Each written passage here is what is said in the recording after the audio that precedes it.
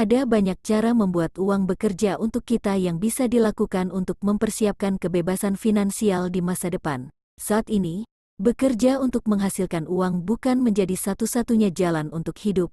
Memiliki sumber penghasilan aktif sangat penting, namun penghasilan pasif pun harus tetap dicari agar kita bisa mandiri secara finansial. Seperti yang kita ketahui bahwa menyimpan uang hanya melalui pemasukan aktif tidak bisa membuat uang kita berkembang. Sebab, pada umumnya pemasukan aktif ini perlahan akan habis seiring dengan kebutuhan sehari-hari dan harga bahan pokok yang kian mahal. Oleh karena itu, kita perlu menyiasatinya dengan cara membuat uang bekerja untuk kita. Bagaimana caranya? IDEX Channel merangkumnya sebagai berikut.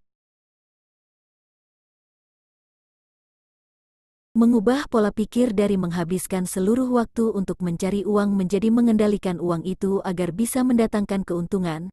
Kita perlu menanamkan kesadaran bahwa kita harus memiliki strategi yang pintar dalam menghasilkan uang tanpa harus menghabiskan seluruh waktu yang kita miliki. Anggaran menjadi satu hal yang sangat penting dalam penanganan keuangan.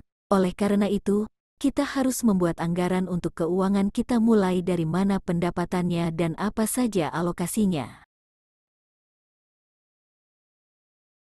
Salah satu hal yang harus dihindari ketika kita ingin menstabilkan kondisi keuangan kita adalah dengan menghindari utang.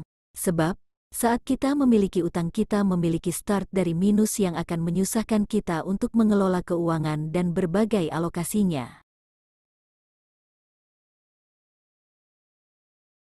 Menyiapkan dana darurat berarti kita membuat uang bekerja dengan cara yang lebih baik. Mengapa demikian? Sebab, dengan dana darurat ini, kita memiliki antisipasi yang baik ketika ada hal-hal di luar prediksi yang terjadi dan membutuhkan dana.